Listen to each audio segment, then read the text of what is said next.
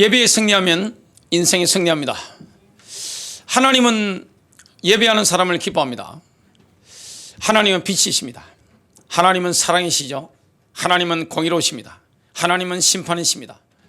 우리가 이런 하나님을 계시로 깨닫게 될 때 우리는 하나님을 예배하게 됩니다. 예배라는 것이 얼마나 놀랍습니까? 내 인생을 새롭게 만드는 게 뭡니까? 바로 예배입니다. 오늘 보니까 선한목자교회 이 오프라인 예배 가장 먼저 오신 분이 우리 이정숙 성도님이세요. 격려의 박수 한번 칩시다.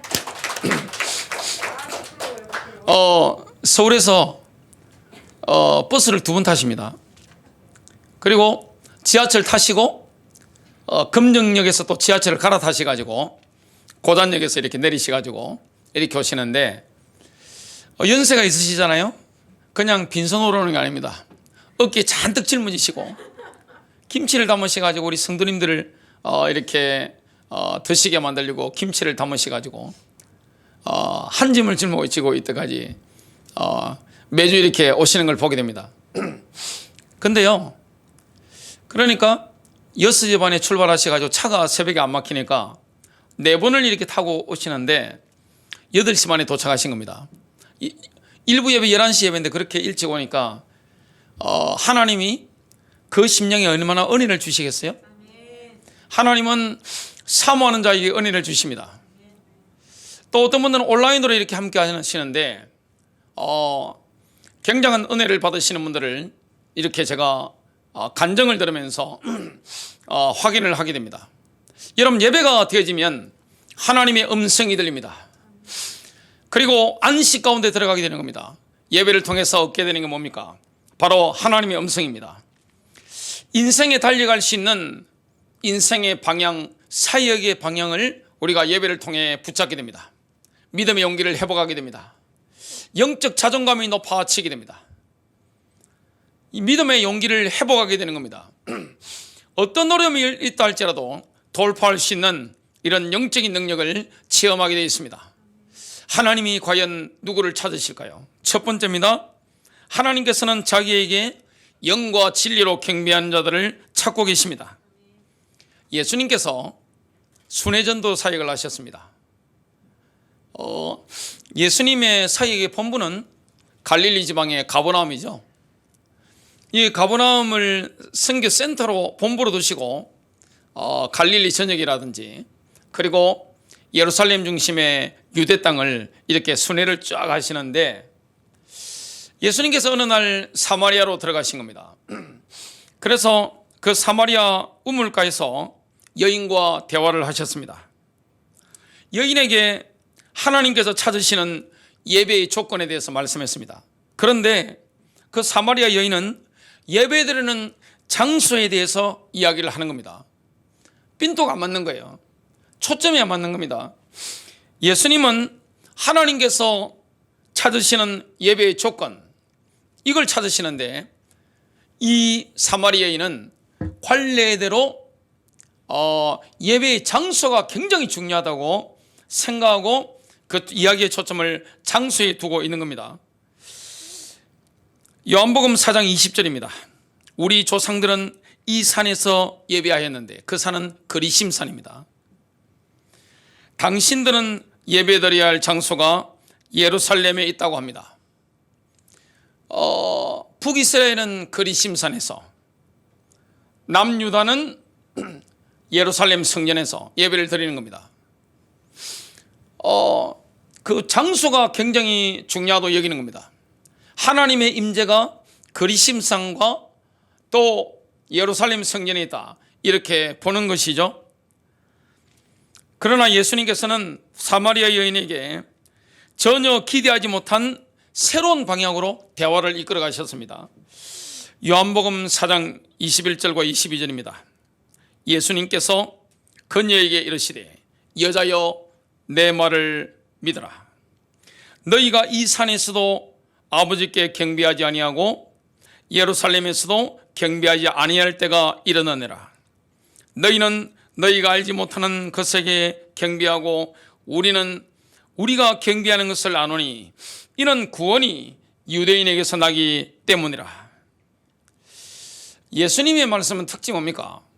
그리심산과 예루살렘 다 산이죠? 이 산이 중요한 게 아니라는 겁니다. 가장 중요한 것은 뭡니까? 예배하는 태도죠. 예배하는 사람의 마음 중심입니다. 우리가 온라인이든 오프라인이든 예배할 때 나의 마음이 얼마나 중요합니까? 하나님을 경배하고자 하는 나의 마음가짐, 사모하는 마음가짐, 예배를 드리기 위해서 일찍 일어나서 준비하고 하는 마음가짐, 그리고 내가 온전히 주님을 바라보는 그 마음가짐, 또 전능하신 하나님의 그 이름 앞에서 거룩하신 하나님의 계시를 받은 이후에 뭐합니까? 하나님의 임재 앞에서 나의 태도, 나의 자세, 이걸 주님이 중요하게 보시는 거죠. 사람들은 숫자가 많이 모여야 하나님의 임재가 있다고 생각합니다. 그런데 예수님은 전혀 뜻밖의 말씀을 하는 겁니다. 우리가 어마어마한 숫자가 모이고 특별한 예배당에 모여야 하나님의 임재가 있고, 하나님의 임재가 있어야 그 임재 속에서 내가 하나님의 음성도 듣고 하나님이시는 그 힘을 얻는다, 안식을 들어간다, 그렇게 생각하는데 전혀 그렇지 않습니다. 과연 사람이 많이 모여야 거기에 하나님의 임재가 있을까요? 예수님의 입장을 한번 들어보겠습니다. 마태복음 18장 20절, 두세 사람이 내 이름으로 함께 모이는 곳에는 나도 그들 가운데 있느니라. 주님은 몇 명입니까? 두세 사람입니다. 두세 사람이 예수님의 이름을 중심으로 모인 그 현장에 하나님의 임재가 있다고 말씀하는 겁니다. 예수님께서는 성령과 진리 안에서의 예배를 드리는 자들에게 하나님께서 임재할 것을 이렇게 약속합니다. 요한복음 4장 23절과 24절, 그러나 참되게 경배하는 자들이 영과 진리로 아버지께 경배할 때가 오나니 곧 지금이라. 이는 아버지께서 자기에게 그렇게 경배하는 자들을 찾으시기 때문이니라.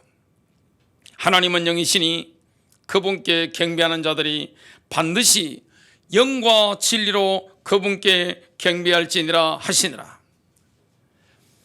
사마리아 여인에게 하신 예수님의 말씀은 굉장히 예언적이죠. 예루살렘 성전은 예수님과 사마리아 여인의 대화 이후에 AD 70년에 로마 장군 티투스에 의해서 완전히 박살나 버렸습니다. 더 이상 예배당의 기능, 성전의 기능을 할 수 없을 만큼 진짜 완전히 박살나 버린 겁니다. 지금 하나님께서는 성전이 파괴되기 전에 대안을 마련해 주신 겁니다. 지금 사마리아 여인은 어디에 지금 초점을 맞추고 있습니까? 예배하는 장소입니다. 어마어마한 건물에서, 그리고 많은 숫자가 모인 그 현장에서 예배드려야만이 하나님의 임재가 있다 생각했는데 예수님은 대안을 마련해 주시는 겁니다. 그게 무엇입니까? 장소의 개념이 아니에요. 예배드리는 것은 장소보다 중요한 게 무엇입니까? 예배드리는 사람의 마음가짐입니다. 그리고 자세입니다. 태도지요. 영과 진리로 예배하는 겁니다. 주님이 지금도 찾으시는 것은 어떤 특정한 장소에서 많이 모여서 예배드리는 거, 그걸 찾으시는 게 아닙니다. 예배당에 있든 어디에 있든 영과 진리로 하나님께 예배하는 자, 경배하는 자, 이걸 찾으시는 겁니다. 요한복음 4장 21절부터 24절에 보면요, 온라인 비대면 예배도 분명히 예배입니다. 어떤 분들은 이렇게 생각합니다. 지금 우리가 대면 예배를 이 자리에서 하고 있습니다. 그리고 온라인 비대면 예배를 참석하시는 분들도 계십니다. 많은 기독 신자가 사마리아 여인처럼 대면 예배를 드리는 것은 옛날 그 제국주의 시대로 한다면, 우리 일제 시대로 한다면 1등 시민,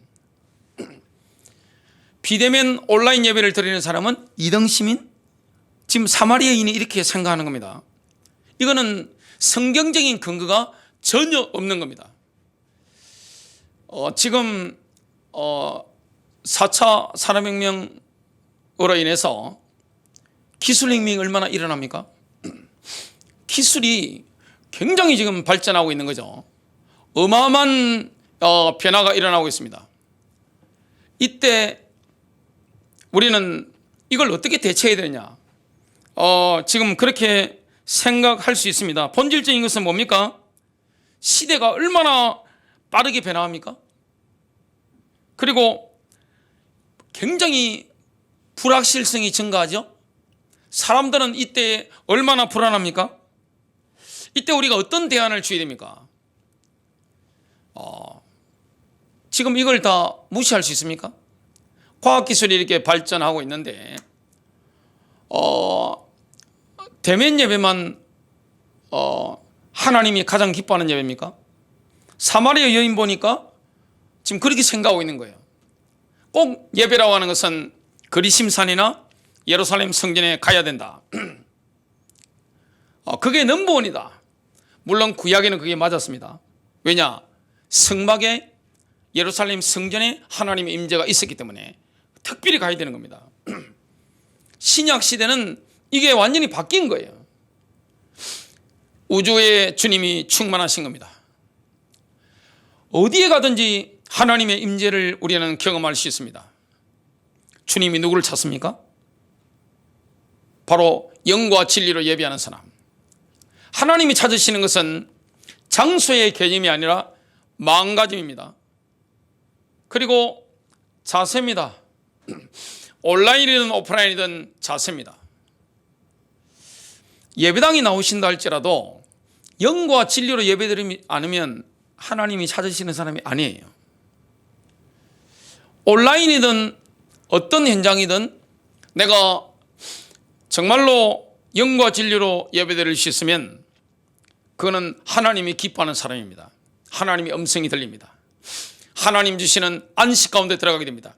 예배를 통해서 인생을 새롭게 방향을 찾게 되고요. 하나님 주시는 새 힘을 얻게 되는 겁니다. 예배는 축제입니다. 하나님을 경배하는 것은 축제입니다. 우주의 왕을 내가 경배하는 것은 축제입니다. 여기에 온라인 오프라인이 어디 있습니까? 여러분, 영의 세계는 과거, 현재, 미래라는 게 어디 있습니까? 영의 세계는 그런 거 없어요. 영의 세계라는 게 시간의 개념이 어디 있습니까? 영의 세계라는 게 공간의 개념이 어디 있냔 말이죠. 영의 세계에 온라인이 어디 있고 오프라인이 어디 있습니까? 영의 세계라고 하는 것은 동일한 겁니다. 실제 세계와 가상 세계, 이게 차등이 없는 겁니다. 과학기술 문명이 얼마나 발전하고 있습니까? 이걸 교회가 외면할 수 있습니까? 외면 못해요. 지금 유통이 얼마나 바뀌었습니까? 온라인으로 유통 넘어가잖아요. 영적인 컨텐츠도 온라인을 통해 갈 수밖에 없는 시대에 우리가 살아가고 있습니다. 지금 10대들, 20대들 어디가 더 편할까요? 다 식당 가보세요. 고개 팍 숙이고 있습니다. 식구들이 밥 먹는데 다 이렇게 보고 있습니다. 요즘은 까마귀나 새들도 보는 눈이 열렸다고 합니다. 허수아비 씌워놨는데 고개 빳빳이 들고 있으면 그거는 허수아비 맞고, 고개 숙이고 있으면 사람인 줄 알고 도망간답니다. 우스갯소리인데 진실을 포함하고 있는 거죠. 사람은 다 왜 고개 숙이고 있죠? 거북목처럼 이렇게 다 이래가지고 보고 있는 겁니다. 이게 앞으로 얼마나 발전하겠습니까? 여러분, 온라인이든 오프라인이든 중요한 건 장소가 아니에요. 근데 집중이 잘 되고 하는 것은, 또 성도의 교제가 잘 되고 하는 것은 오프라인이 맞죠? 뭐 남자들 같으면 죄송합니다. 뭐 집에서 온라인 예배 이렇게 켜놓고 이렇게 라면 끓여 먹고 이렇게 하면서 사각편지 있고, 또 전화 오면 모시모시 여보세요 하면서 이렇게 통화하고 하다 보면 뭐 영적인 집중이 어디 있겠습니까? 하나님의 임재를 경험해야 되는데 뭐 얼마나 산만할 수 있습니까? 근데 그걸 우리가 조정할 수 있다면 온라인이든 오프라인이든 장소나 그런 온라인 오프라인 대면 비대면 이게 중요한 게 아니에요. 가장 중요한 것은 나의 마음가짐, 나의 자세입니다. 두 번째입니다. 우리는 하나님을 진리로 예배해야 됩니다. 왜 그렇습니까? 거짓말쟁이는 하나님의 임재에 들어갈 수가 없기 때문에 그렇습니다. 하나님은 진리시기 때문에 거짓말하는 사람은 하나님의 임재에 들어갈 수가 없습니다. 요한계시록 21장 8절은 하나님의 임재로부터 제외될 사람들의 명단을 제시합니다. 그러나 두려워하는 자들과 비겁한 자들이라고 번역이 됩니다. 믿지 아니하는 자들과 신뢰할 수 없는 자들이라는 번역을 할 수 있습니다. 흉악한 자들과 살인자들과 음행하는 자들과 점술가들과, 이 점술가라는 것은 마술과 마약에 빠진 자들, 이렇게 번역할 수 있습니다. 우상 숭배자들과 거짓말하는 모든 자들은 불과 유황으로 타는 못에 던져지리니 이것이 둘째 사망이라. 맨 마지막에 언급된 거짓말하는 모든 자들을 우리는 주목해서 봐야 됩니다. 모든 거짓말쟁이 운명은 불과 유황이 불타는 못입니다. 이렇게 번역할 수 있는 거예요. 거짓말쟁이는 하나님의 임재에 들어갈 수가 없습니다. 왜냐? 하나님은 진리이기 때문에. 그래서 우리는 하나님을 경배하려면 어떻게 됩니까? 모든 거짓을 회개해야 돼요. 그리스도 이별로 씻어버려야 됩니다. 사도행전 5장을 보면요, 아나니아 삽비라 부부가 나옵니다. 이 사건은 뭘 생생하게 증거합니까? 거짓말쟁이는 하나님의 임재에 들어갈 수 없다, 이걸 분명히 말씀하고 있는 거예요. 예루살렘 교회를 보면 가난한 사람이 없습니다. 왜 그렇습니까? 자발적으로 본인의 땅과 집을 하나님께 바쳐서 사도들이 각자의 필요를 따라 나눠주기 때문에 그렇죠. 그중 대표적인 사람이 바나바입니다. 바나바는 자기 밭을 팔아 그 돈을 사도들에게 가져왔습니다. 그래서 예루살렘 교회의 가장 모범적인 신앙인이 된 겁니다. 그걸 보니까 나도 해야 되겠다 싶은 분들이 있습니다. 그게 바로 아나니아 삽비라입니다. 성경을 보면요, 자기 재산의 일부를 팔았습니다. 자기 재산의 일부를 팔았는데 그 수익금이 있을 거 아니에요? 그 수익금의 일부를 감춰두고 일부를 교회에 갖다 바친 겁니다. 근데 어떻게 갖다 바친 겁니까? 자기 땅의 일부를 팔아서 그 수익금의 일부를 감춰놓고 일부만 바쳤으면서 자기 재산 다 바친 것처럼 이렇게 거짓말을 하게 된 겁니다. 그 땅값 전부가 아니었던 거죠. 그것 때문에 목숨을 잃었습니다. 그들은 하나님의 임재 앞에서 차례로 죽었죠. 베드로의 선언처럼 아나니아 삽비라는 사람에게 거짓말한 것이 아니라 하나님 앞에서 거짓말을 한 것이었습니다. 이걸 뭘 경고하고 있습니까? 거짓과 불성실함으로는 하나님의 임재에 들어갈 수 없다. 이걸 분명히 경고하고 있는 거예요. 여러분, 거짓에 물드는 사람은요, 하나님의 임재에 못 들어갑니다. 하나님은 진리의 하나님이기 때문에 어떻게 거짓으로 충만한 사람이 하나님의 임재에 들어갈 수 있습니까? 예배당에 앉아있다고 들어갈 수 있겠어요? 천만에. 아무리 내가 온라인으로 여러 설교를 듣는다 할지라도 하나님의 임재에 못 들어가는 겁니다. 내가 거짓말하고 거짓말쟁이고 사기꾼이고 거짓말하는 이런 거짓에 물들어 있다, 회개하기 전에는 하나님의 임재 가운데 들어갈 수가 없는 거예요. 하나님은 빛을 창조하셨고 빛 자체입니다. 그 때문에 하나님은 빛이시기 때문에 거짓말쟁이는 하나님의 임재에 들어갈 수가 없습니다. 요한일서 1장 5절부터 6절입니다. 우리가 그분께로부터 듣고 여러분에게 선포하는 말씀은 하나님은 빛이시라는 것과 그분 안에는 어둠이 전혀 없다는 것입니다. 만일 우리가 그분과 사귄다고 하면서 어둠 속에서 행하면 우리는 거짓말을 하는 것이고 진리를 따라 사는 것이 아닙니다. 여러분, 내가 자꾸 거짓말하고요, 거짓에 물들어 있으면 하나님의 임재는 못 들어가는 겁니다. 예배가 안 되는 거예요. 얼마나 안타까운 일입니까? 큰 세 번째입니다. 우리는 하나님을 영으로 예배해야 됩니다. 왜 그렇습니까? 오직 인간의 영만이 하나님과 직접 연합할 수 있기 때문에 그렇습니다. 하나님과 직접적으로 연합하는 것은 뭡니까? 우리의 영입니다. 혼이 아니에요. 우리의 몸이 아니에요. 인간의 영만이, 거듭난 영만이 하나님과 직접 연합할 수 있습니다. 그래서 우리는 하나님을 영으로 경배해야 됩니다. 이걸 이해하려고 하면 성경이 말씀하고 있는 인간의 구조, 인간의 인격을 이해해야 됩니다. 인간의 인격은 영과 혼과 몸으로 이루어져 있습니다.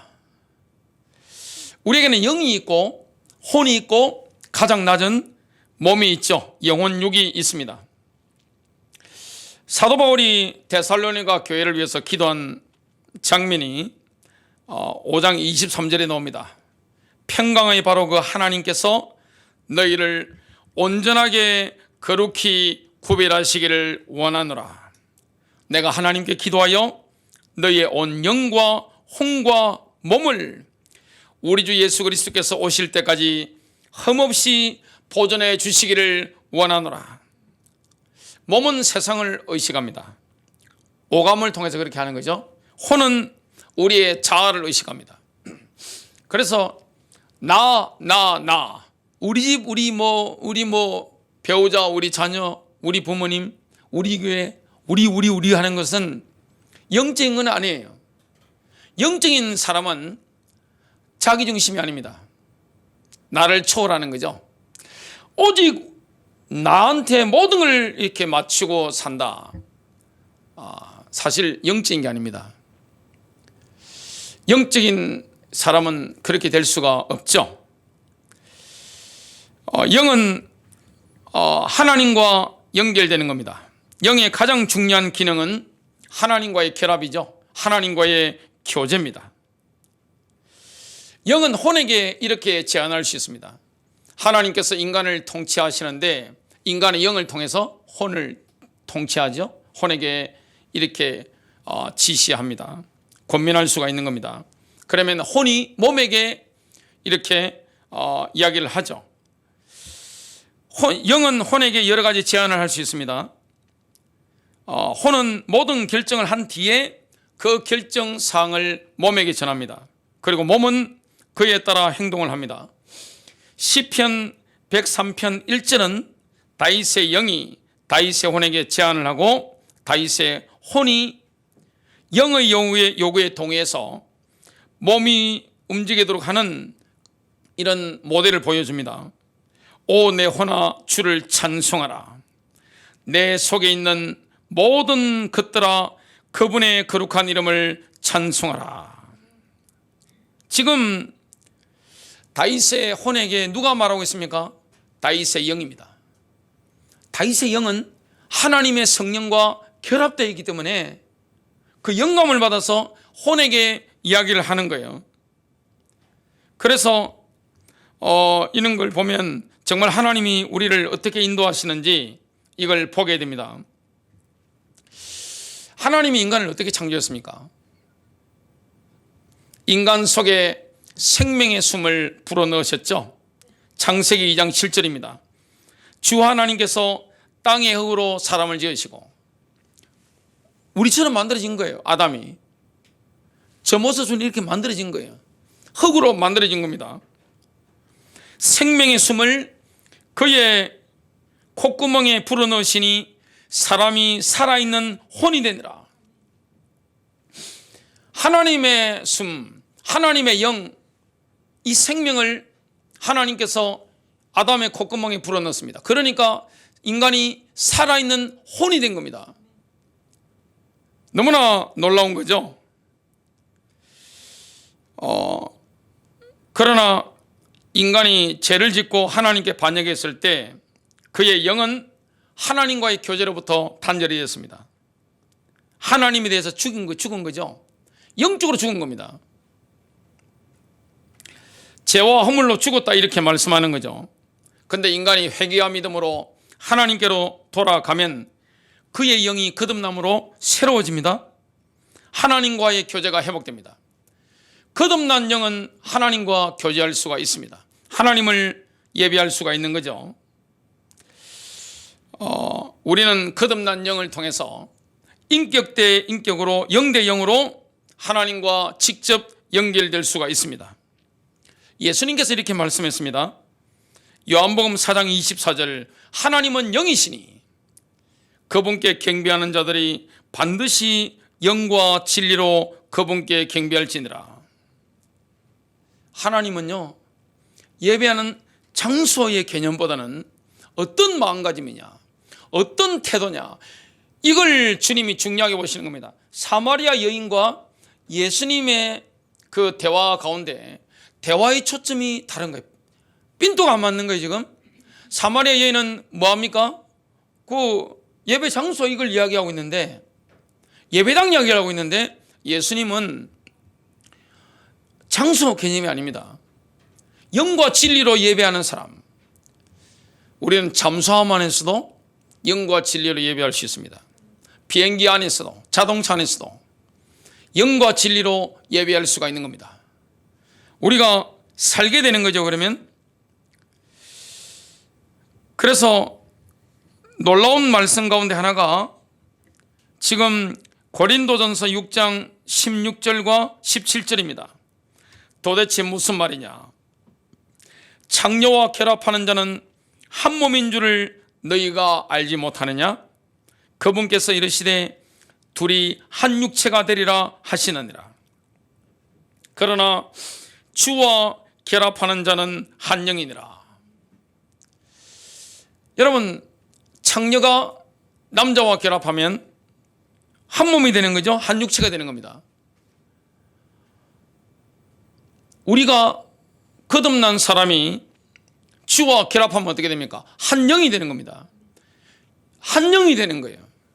온라인 인장이든 오프라인 인장이든 내가 주님을 영으로 진리로 경배하면 어떻게 되면, 영으로 경배하면 한 영이 되는 겁니다.